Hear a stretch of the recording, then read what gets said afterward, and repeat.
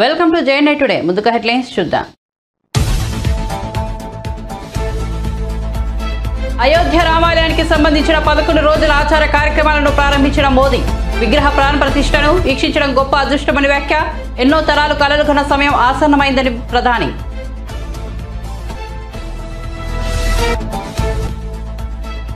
మల్లు బట్టి విక్రమార్కను కలిసిన వైఎస్ షర్మిల. తనయుడు రాజారెడ్డి పెళ్లి పత్రికను మల్లు బట్టికి అందించిన షర్మిల తన కొడుకు వివాహానికి హాజరు కావాలని కోరిన కాంగ్రెస్ నాయకురాలు.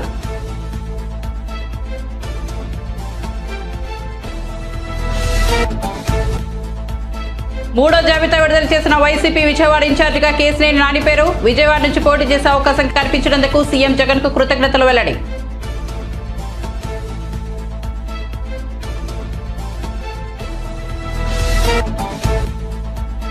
ఉమ్మడి ఆదిలాబాద్ జిల్లాలోని నిర్మల్, ఖానాపూర్, కడెం, మార్లవాయి ప్రాంతాల్లో పర్యటించిన సీతక్క. ప్రజలతో కలిసి భోజనం చేసి రోడ్డుపై మొక్కజొన్న కంకిని కొనుక్కుని తిన్న మంత్రి.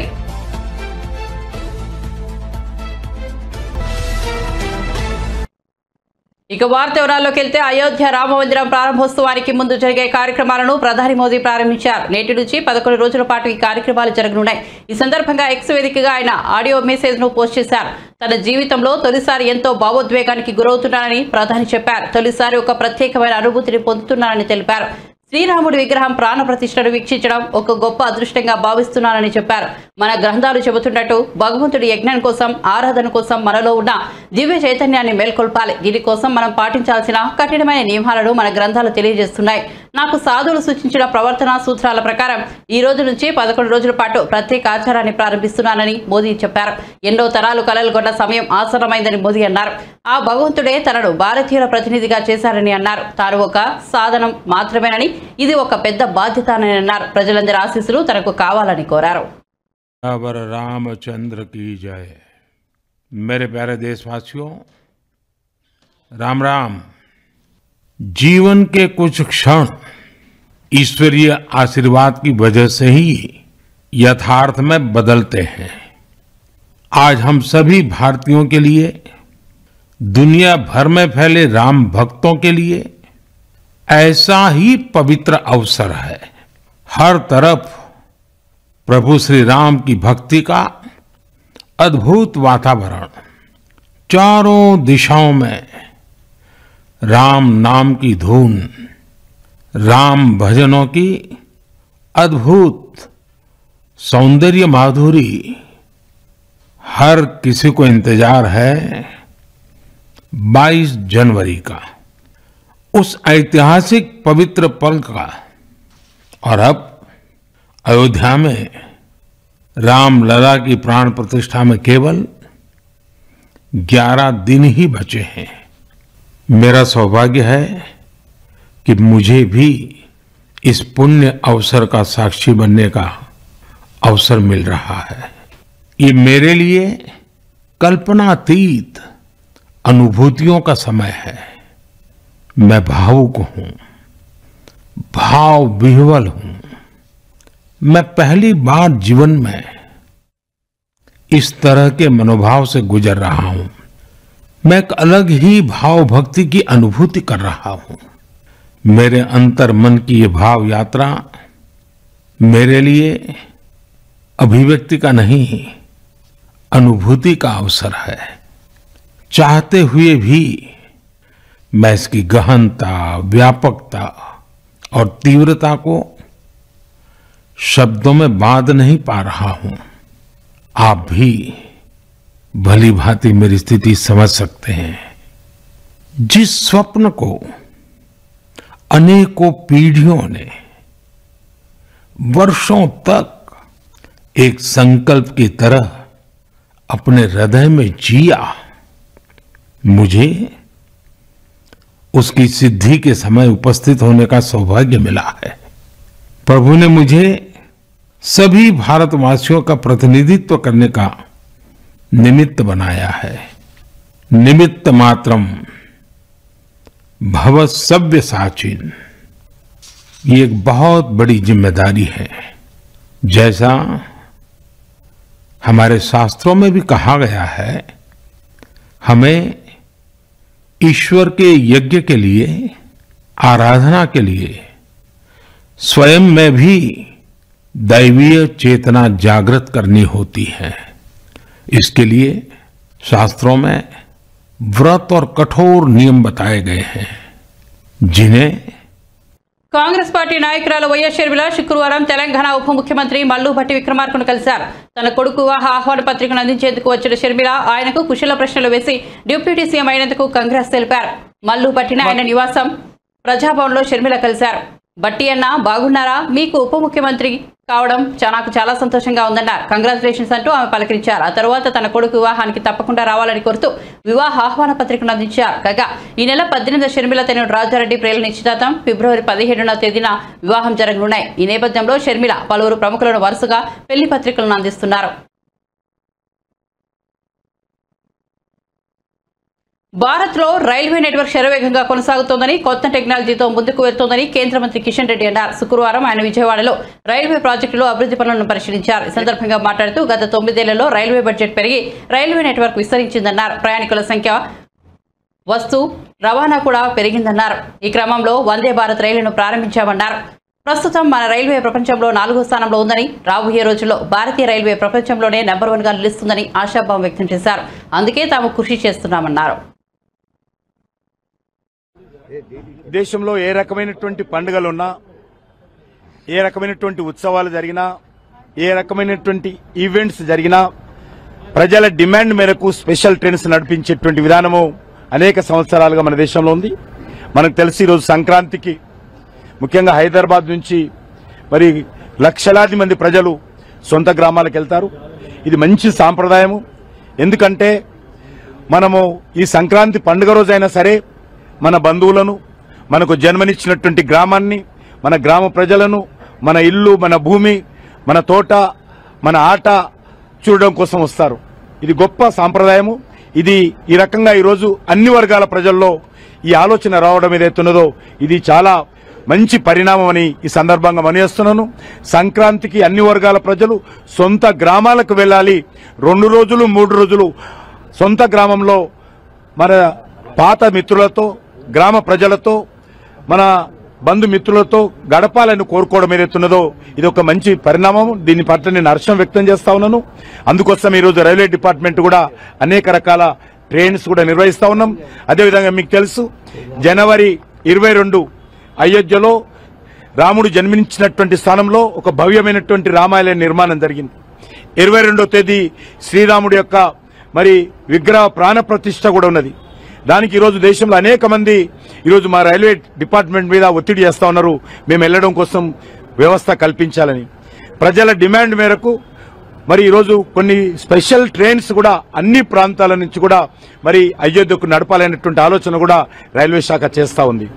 అదేవిధంగా ఈరోజు ఇంతకుముందు చెప్పినట్టు మన తెలుగు రాష్ట్రాలకు రైల్వే సంక్రాంతి పండుగ అస్సాంలో గాని, మహారాష్ట్రలో గాని అనేక రాష్ట్రాల్లో ఉన్నప్పటికీ మన తెలుగు రాష్ట్రాలకు చాలా ప్రత్యేకమైనటువంటి పండుగ, చాలా ఇష్టమైనటువంటి పండుగ, చాలా ప్రముఖమైనటువంటి పండుగ, అందరూ కోరుకునేటువంటి పండుగ. అనేక రోజుల నుంచి ప్రతి సంవత్సరము సంక్రాంతి ఎప్పుడు వస్తుందా, మా ఊరికి వెళ్లాలా, మా బంధువులను కలవాలా, మా ఊరు చూడాలా, మా పంట పొలాలను చూడాలనేటువంటి కోరుకునేటువంటి పండుగ సంక్రాంతి పండుగ. ఈ సంక్రాంతి పండుగ నేను అందరికీ నా తరఫున, ఈ దేశ ప్రధానమంత్రి అయినటువంటి నరేంద్ర మోడీ గారి తరఫున నేను హృదయపూర్వకమైనటువంటి సంక్రాంతి పండుగ శుభాకాంక్షలు తెలియజేస్తా ఉన్నాను. ఈ సంక్రాంతి పండుగ మన జీవితాలలో క్రాంతి రావాలని, ఈ అవినీతి రహితమైనటువంటి మంచి పరిపాలన దేశంలో రావాలని, దేశము ఈరోజు ప్రపంచ దేశాలతో పోటీ పడే విధంగా మరి ఈరోజు ప్రపంచంలో మరి భారతదేశము ఒక శక్తిశాలి దేశంగా, మరి ఒక విశ్వగురువుగా స్వామి వివేకానంద కోరుకున్నటువంటి మరి భారతదేశము ప్రపంచానికి ఒక విశ్వగురు కావాలని స్వామి వివేకానంద కోరుకున్నారు. ఆ రకమైనటువంటి విశ్వగురు స్థానంలో భారతదేశం నిలబడే విధంగా మరి ఈ సంక్రాంతి పండుగలో మనం అందరం నిర్ణయం తీసుకోవాలి. ఆ రకమైనటువంటి దిశలో ప్రతి ఒక్కరం చేయూతను అందించాలి. మరి అందరి జీవితాలలో క్రాంతి రావాలని చెప్పి నేను ఈ సందర్భంగా అందరికీ శుభాకాంక్షలు తెలియజేస్తూ, తెలంగాణ రాష్ట్ర మంత్రి సీతక్క నిరాడంబరత అందరినీ ఆకట్టుకుంటోంది. తాజాగా ఆమె కుమరం భీం, ఆసిఫాబాద్ జిల్లాలో వివిధ కార్యక్రమాల్లో పాల్గొన్నారు. ఈ సందర్భంగా సాధారణ ప్రజలతో కలిసి భోజనం చేశారు. రోడ్డుపై మొక్కజొన్న కంకులను కొనుక్కుని తిన్నారు.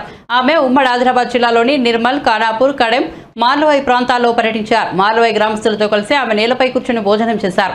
అంతకుముందు కడెం నుంచి మార్లవాయికి వెళ్తున్న సమయంలో మార్గమధ్యంలో ఉడుంపూర్ వద్ద ఆగి రోడ్డుపై మొక్కజొన్న కంకులు అమ్ముతున్న మహిళ వద్దకు వెళ్లి వాటిని కొనుగోలు చేసి తిన్నారు. మొక్కజొన్న కంకులు తీయగా ఉన్నాయని, అన్ని ఇచ్చేయి పైసలు ఇస్తానని ఆ మహిళ వద్ద మొత్తం కంకులను కొనుగోలు చేశారు.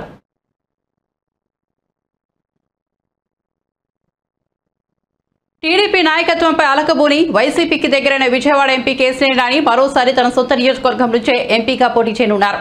వైసీపీ నాయకత్వం విడుదల చేసిన 3వ జాబితాలో కేసీఆర్ నానిని విజయవాడ పార్లమెంట్ స్థానం ఇన్ఛార్జిగా నియమించారు. దీనిపై కేసీఆర్ నాని స్పందించారు. వైసీపీ తరపున విజయవాడ ఎంపీగా అభ్యర్థిగా పోటీ చేసే అవకాశం కల్పించినందుకు గౌరవనీయ ముఖ్యమంత్రి వైఎస్ జగన్ కి కృతజ్ఞతలు తెలుపుకుంటున్నానంటూ కేసీఆర్ నాని పేర్కొన్నారు. మీ నాయకత్వంలో విజయవాడ పార్లమెంట్ నియోజకవర్గ అభివృద్ధికి కృషి చేస్తాను, నియోజకవర్గ ప్రజల కోసం, సంక్షేమం కోసం పాటుపడతానంటూ సీఎం జగన్ ను ఉద్దేశించి ట్వీట్ చేశారు.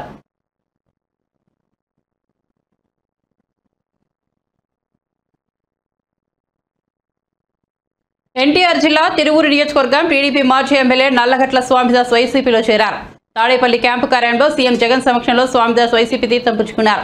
ఆయనకు సీఎం వైఎస్ జగన్ వైసీపీ కండువా కప్పి పార్టీలోకి సాదరంగా ఆహ్వానించారు. నల్లగట్ల స్వామిదాస్ తో పాటు ఆయన అర్ధాంగి సుధారాణి కూడా వైసీపీలో చేరారు. నల్లగట్ల స్వామిదాస్ దాదాపు 3 దశాబ్దాలుగా టీడీపీలో ఉన్నారు. ఆయన 1994, 1999 ఎన్నికల్లో తిరువూరు నియోజకవర్గం నుంచి టీడీపీ ఎమ్మెల్యేగా గెలుపొందారు. సీఎం జగన్ సమక్షంలో వైసీపీలో చేరిన సందర్భంగా స్వామిదాస్ మాట్లాడుతూ అవసరం లేకపోతే చంద్రబాబు ఎవరినైనా పక్కన పెట్టేస్తారని ఆరోపించారు. ఆయనలో మానవత్వం మచ్చుకైనా లేదని విమర్శించారు. తాము టీడీపీలో దాదాపు 30 ఏళ్లు పనిచేసినా తమను కనీసం ఇంట్లోకి కూడా రానివ్వలేదని స్వామిదాస్ వివరించారు.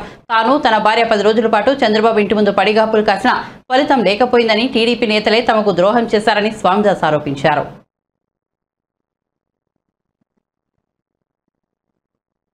టాలీవుడ్ నటి శ్రీ రాపాక ఎన్నికల బరిలో దిగేందుకు ఉత్సాహం చూపిస్తున్నారు. తనకు జగన్ అంటే చాలా ఇష్టమని, ఈ 5 ఏళ్లలో ఆయన పరిపాలన ఎంతో బాగుందని కితాబిచ్చారు. నవరత్నాల పథకాలను సక్రమంగా అమలు చేస్తున్నారని, ప్రతి ఒక్క వర్గానికి న్యాయం చేస్తున్నారని కొనియాడారు.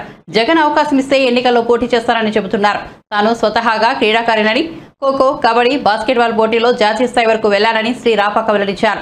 ఆ తర్వాత ఫ్యాషన్ డిజైనింగ్ కోర్సు చేసి హైదరాబాద్ వెళ్లానని, సినిమా రంగంలో ప్రవేశించారని వెల్లడించారు. ఇవాళ గుడికి వచ్చి జగన్ మళ్లీ సీఎం కావాలని దేవుణ్ణి కోరుకున్నారని శ్రీ రాపాక తెలిపారు. జగన్ ఆశీర్వదిస్తే వచ్చే ఎన్నికల్లో గోపాలపురం నియోజకవర్గం నుంచి వైసీపీ తరపున పోటీ చేస్తారని మనసులో మాట వెల్లడించారు. తాను కూడా అక్కడక్కడ ప్రజాసేవ కార్యక్రమాలు చేస్తున్నారని, అధికారంలో ఉంటే ఇంకా ఎక్కువగా ప్రజా సంక్షేమ కార్యక్రమాలు చేయవచ్చని అభిప్రాయపడ్డారు. జగన్ కొత్త తరహా ప్రోత్సహిస్తున్నారని, అందుకే తాను కూడా ప్రయత్నిస్తున్నారని వెల్లడించారు. మాది రామన్నపాలెము, దేవరపల్లి మండలము. ఇంతకుముందు నేను దేవరపల్లి మండలం అంటే 10th క్లాస్ వరకు ఇక్కడ చదువుకున్నాను. అప్పుడు స్పోర్ట్స్ పరంగా ఖోఖో, కబడ్డీ అండ్ బాస్కెట్బాల్ అన్నిటిలో నేను జాతీయ స్థాయి వరకు నేను వెళ్ళొచ్చాను. దాని తర్వాత నేను ఫ్యాషన్ డిజైనింగ్ చేసి హైదరాబాద్లో ఉండడం జరిగింది. అలాగే మూవీ రంగానికి వెళ్ళాను. ఇప్పుడు ఇక్కడికి ఈ గుడి దగ్గరికి ఎందుకు వచ్చానంటే, నాకు జగన్మోహన్ రెడ్డి గారు అంటే చాలా ఇష్టం అండి. ఎందుకంటే ఆయన పరిపాలన ఇప్పుడు ఈ 5 సంవత్సరాల్లో మనం చూసాము.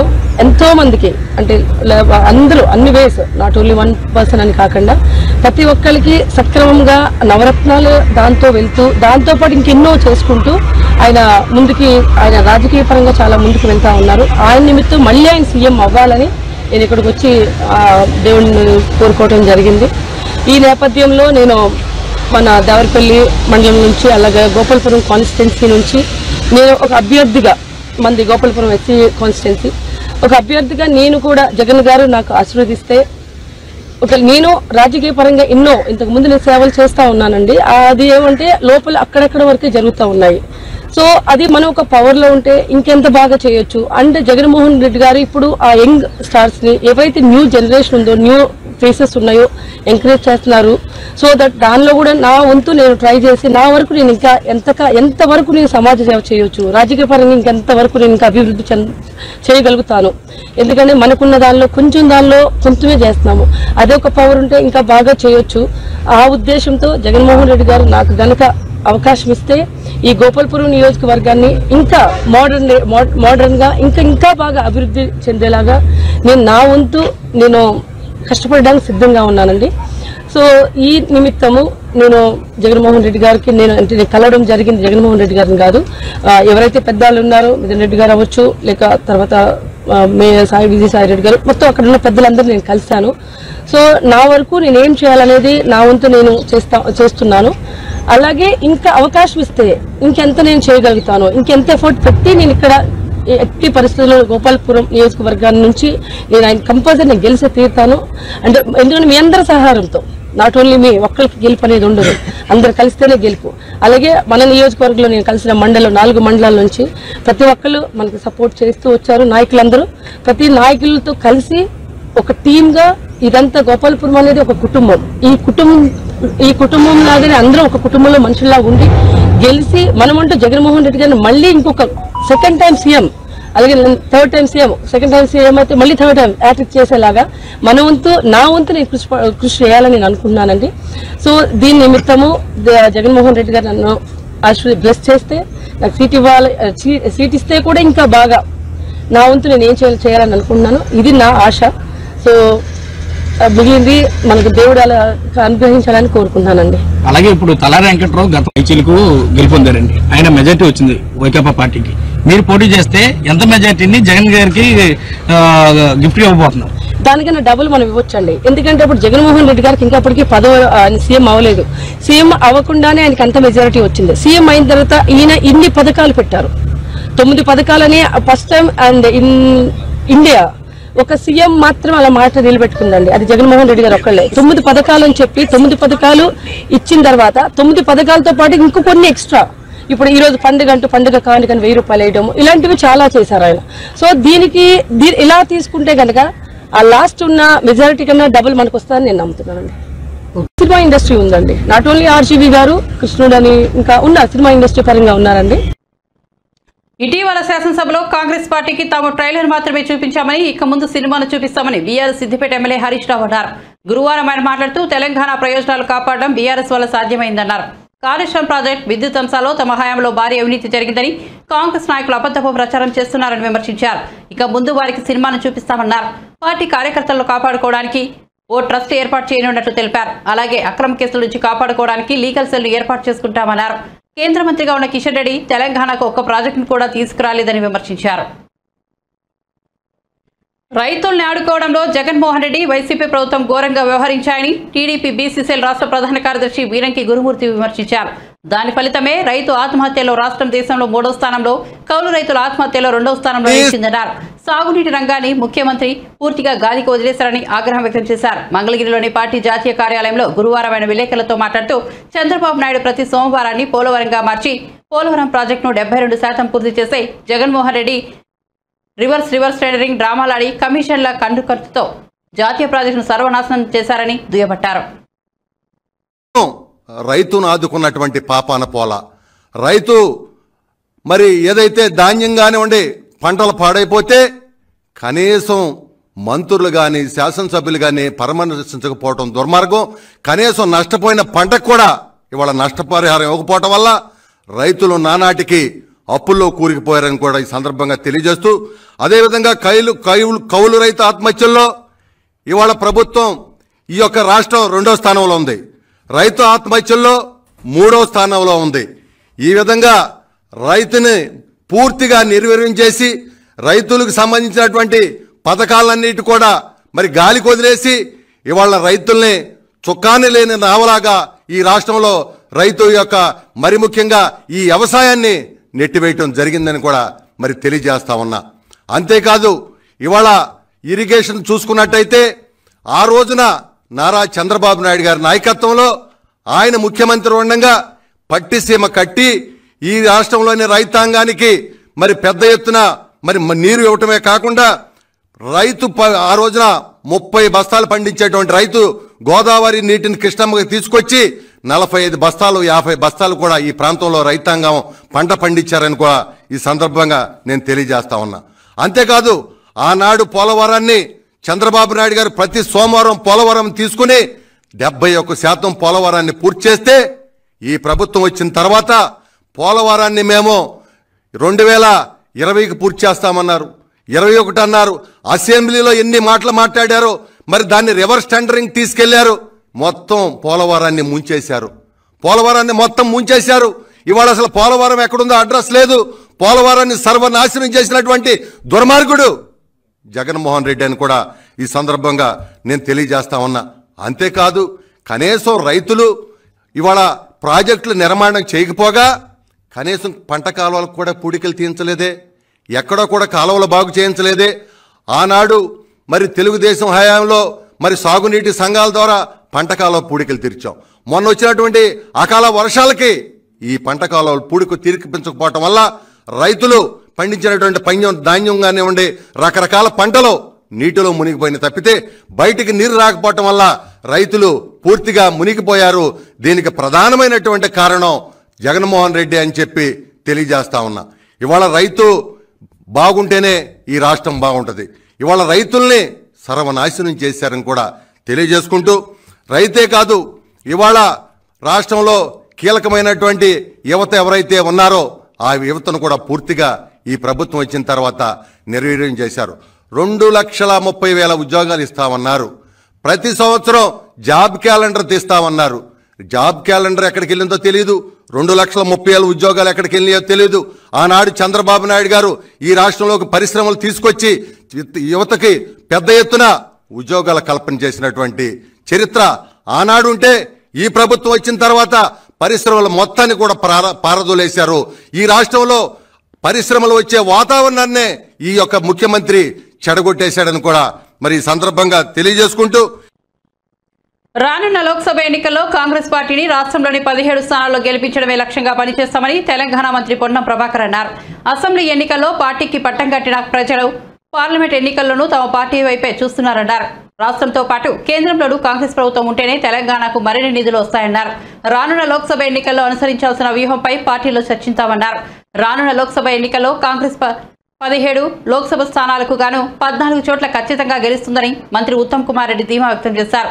నల్గొండ లోక్సభ స్థానం నుంచి కాంగ్రెస్ పార్టీ అభ్యర్థిని 3 లక్షలకు పైగా మెజార్టీతో గెలిపిస్తామన్నారు.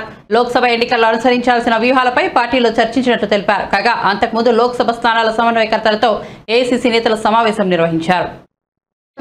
తెలంగాణ 17 లోక్సభ స్థానాల్లో కాంగ్రెస్ పార్టీ గెలవాలని 17 మంది తెలంగాణ సీనియర్ నాయకులను అఖిల భారత కాంగ్రెస్ అధ్యక్షులు మల్లికార్జున ఖార్గే గారు మరియు రాష్ట్ర ఇన్ఛార్జ్ గారు AICC organisation general secretary Venugopal గారు ఏ విధంగా ఎన్నికల యొక్క కార్యక్రమాన్ని ముందుకు తీసుకుపోవాలి, ఈ రోజు నుంచే ఎన్నికలకు సంబంధించినటువంటి క్షేత్రస్థాయి కార్యక్రమాన్ని ఏ విధంగా తీసుకోవాలనేటువంటి ఒక మార్గనిర్దేశకం చేశారు.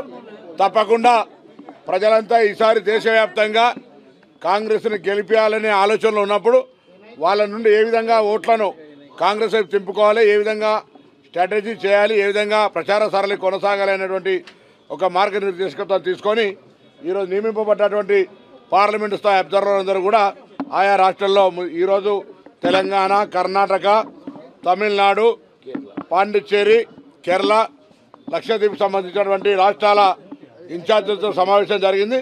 అందరూ కూడా రాబోయే పార్లమెంట్ ఎన్నికలకు సంసిద్ధమై ముందుకు పోయేటువంటి ఒక దిశానిర్దేశం తీసుకొని పోతా ఉన్నాం. మేము 17 గెలవాలనే మా కార్యక్రమం ముందుకు తీసుకో, ఎందుకంటే తెలంగాణ ప్రజలు మొన్ననే మార్పు కోరుకున్నారు. దానికి అనుగుణంగా ఈరోజు ఫెడరల్ సిస్టంలో కేంద్రము రాష్ట్రం కలిసి ఉన్నట్టయితే ఇంకా ఎక్కువ నిధులు తెచ్చే అవకాశం ఉంటుంది. కాబట్టి తెలంగాణ ప్రజలు గత ప్రభుత్వం ఖజానాను ఖాళీగా చేసినటువంటి టీఆర్ఎస్ ప్రభుత్వ వైఖరి దృష్ట్యా కేంద్రం మద్దతు అవసరం ఉంటుంది. కాబట్టి తప్పకుండా 17 పార్లమెంటు స్థానాలు గెలిపించినట్లయితే మేము ఇచ్చిన 6 గ్యారంటీలతో పాటుగా అన్ని రకాల ప్రజా సంక్షేమ కార్యక్రమాలు ఇంకా అదనంగా తీసుకొని గొప్ప పరిపాలన చేసేటువంటి అవకాశం ఉంటుంది. కాబట్టి కాంగ్రెస్ పార్టీని ఆశీర్వదించాను ఈ సందర్భంగా కోరుతా ఉంటాం. ప్రముఖ తెలుగు సినీ నటి మాజీ ఎమ్మెల్యే జయసుధ బీజేపీకి గుడ్ బై చెప్పారు. లోక్సభ ఎన్నికలకు ముందు కమలం పార్టీకి వరుసగా షాకులు తగులుతున్నాయి. ఇప్పటికే గత అసెంబ్లీ ఎన్నికల్లో గోషామహల్ టికెట్ ఆశించి బగ్గపడిన విక్రమ్ గౌడ్ రాజీనామా చేశారు. తాజాగా జయసుధ కూడా అదే తరహాలో నడిచారు. ఈ మేరకు ఆమె తన రాజీనామా పత్రాన్ని రాష్ట్ర పార్టీ అధ్యక్షుడు కిషన్ రెడ్డికి పంపించారు. జయసుధ కూడా కాంగ్రెస్ పార్టీలో చేరే అవకాశాలు కనిపిస్తున్నాయి. జయసుధ గత అసెంబ్లీ ఎన్నికల్లో సికింద్రాబాద్ అసెంబ్లీ స్థానం నుంచి పోటీ చేయాలని భావించారు. కానీ ఆ పార్టీ మేకల సారంగపానికి టికెట్ కేటాయించింది.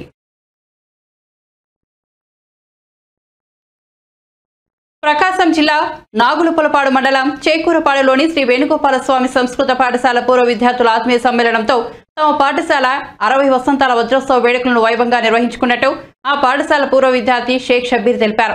అదే రోజు తమకు పాఠాలు చెప్పిన ఉపాధ్యాయులను ఘనంగా సన్మానించనున్నట్లు, అలాగే ఈ వజ్రోత్సవ వేడుకలకు ఈ పాఠశాలలో చదివిన విద్యార్థులు తమ కుటుంబ సభ్యులతో కలిసి రావాలని కోరారు. అందరికీ నమస్కారం.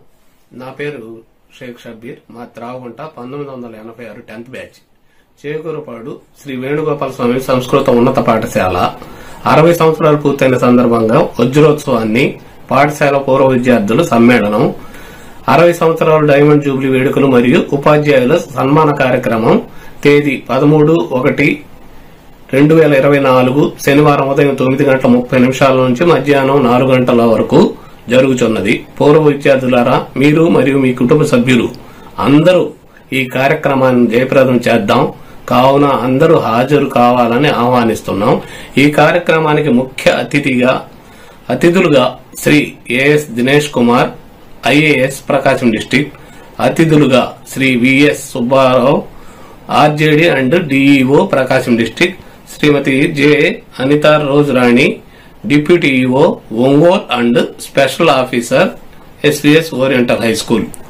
సాంస్కృతిక కార్యక్రమాలు, పాఠశాల అభివృద్ధి సమావేశ కార్యక్రమాలు, అలనాటి స్నేహితుల మరిన్ని ముచ్చట్లతో పూర్వ విద్యార్థులు అందరం ఒకటిగా కలిసే ఈ అవకాశంను సద్వినియోగపరచుకోవాల్సిందిగా సదా మిమ్మల్ని ఆహ్వానిస్తున్నాం. ఇట్లు మీ షబ్బీర్. నేటి యువత ఎలా ఉండాలో ఒకే ఒక్క సమాధానం స్వామి వివేకానంద జీవితమని ప్రకాశం జిల్లా కలెక్టర్ ఏఎస్ దినేష్ కుమార్ అన్నారు. స్వామి వివేకానంద 161వ జయంతి సందర్భంగా ఒంగోలులోని కొత్తపట్నం బస్టాండ్ వద్దనున్న స్వామి వివేకానంద విగ్రహానికి కలెక్టర్ ఏఎస్ దినేష్ కుమార్ తో పాటు ఒంగోలు మున్సిపల్ కమిషనర్ వెంకటేశ్వరరావు, ఇతర జిల్లా అధికారులు పూలమాలలు వేసి ఘనంగా నివాళులర్పించారు.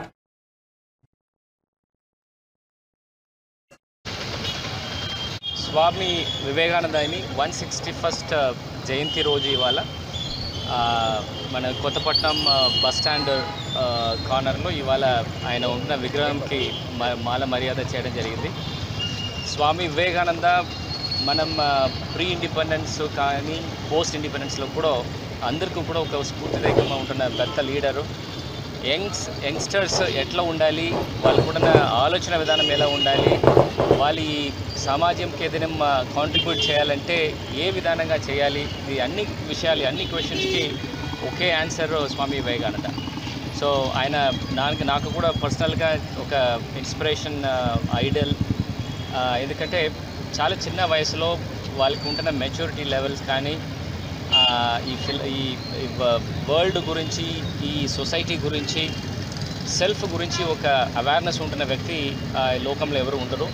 ఆయనకు ఉంటున్న ఓరటరీ స్కిల్స్ మనకు మాత్రం కాకుండా అంతర్రాష్ట్రీయ లెవెల్లో అందరికీ కూడా ప్రసక్తి అయిన ఒక విషయము. వరల్డ్ రిలీజియన్ కాంగ్రెస్లో ఆయన he constituted a very important concept of self respect, self assertion and self Reliance. So ఆయన చెప్పిన స్ఫూర్తిదాయకమైన ఈ ఆశయాలన్నీ కూడా ఇవాళ కూడా మన యువతులు, ఎస్పెషల్లీ స్కూల్స్ నుంచి, కాలేజెస్ నుండి ఆర్ మన సొసైటీలో ఉన్న అందరు యూత్స్ కూడా ఇది ఫాలో చేసేసి సమాజంకి ఎట్లా ఒక కన్స్ట్రక్టివ్ మేనర్లో వాళ్ళు కాంట్రిబ్యూట్ చేయాలి అండ్ వాళ్ళు సెల్ఫ్ డిసిప్లిన్డ్గా, సెల్ఫ్ కాన్ఫిడెన్స్తో ఎట్లా ఈ పోటీ ప్రపంచంలో ముందుకు వెళ్ళాలని గురించి కూడా ఆయన చేసిన విషయాలన్నీ కూడా మనకి ఇవాళ గుర్తు వస్తుంది. ఖచ్చితంగా ఆయన చేసిన విషయాలు, ఆయన ఉన్న ఐడియాలజీస్ అన్నీ కూడా మన పిల్లలకి చెప్పేసి ఖచ్చితంగా వాళ్ళు కూడా ఒక మంచి పర్సనాలిటీగా తీసుకురావడానికి ప్రయత్నం చేద్దాం.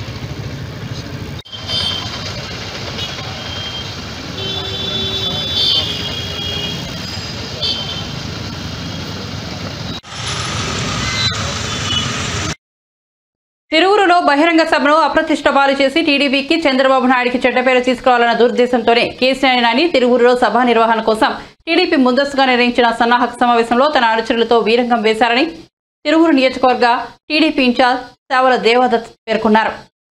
నాని చర్యలతో టీడీపీ, జనసేన పార్టీల పరువు ప్రతిష్టలు మంటగలిశాయని ఆవేదన వ్యక్తం చేశారు. మంగళగిరిలోని పార్టీ జాతీయ కార్యాలయంలో గురువారం ఆయన విలేకరులతో మాట్లాడారు.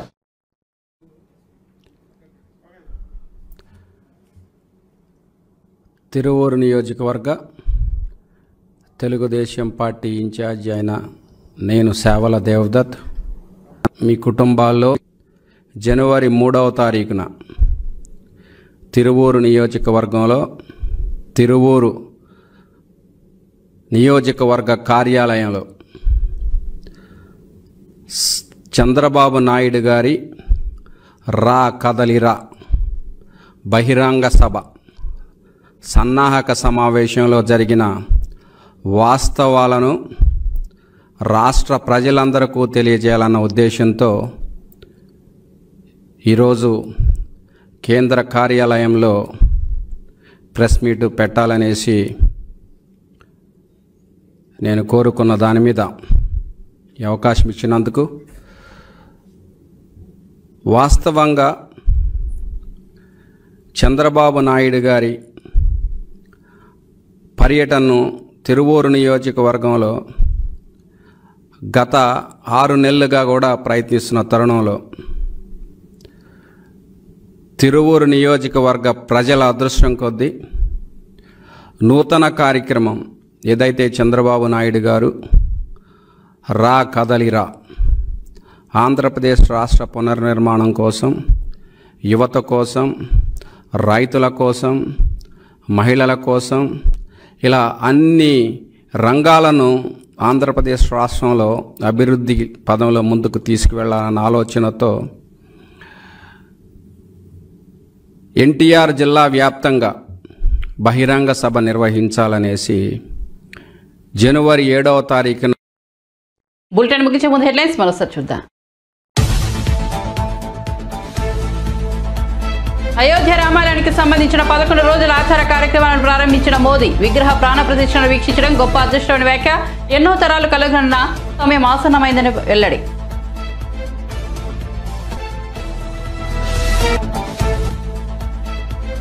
మల్లుబట్టి విక్రమార్కను కలిసిన వైఎస్ షర్మిల. తనయుడు రాజారెడ్డి పెళ్లి పత్రికను మల్లుబట్టికి అందించిన షర్మిల తన కొడుకు వివాహానికి హాజరు కావాలని కోరిన కాంగ్రెస్ నాయకురాలు.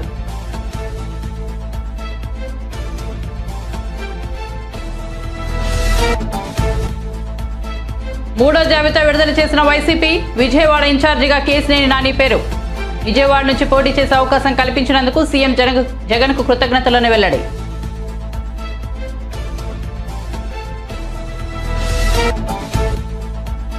ఉమ్మడి ఆదిలాబాద్ జిల్లాలోని నిర్మల్, ఖానాపూర్, కడెం, మార్లవై ప్రాంతాల్లో పర్యటించిన సీతక్క. ప్రజలతో కలిసి భోజనం చేసి రోడ్డుపై మొక్కజొన్న కంకిని కొడుకుని తిన్న మంత్రి.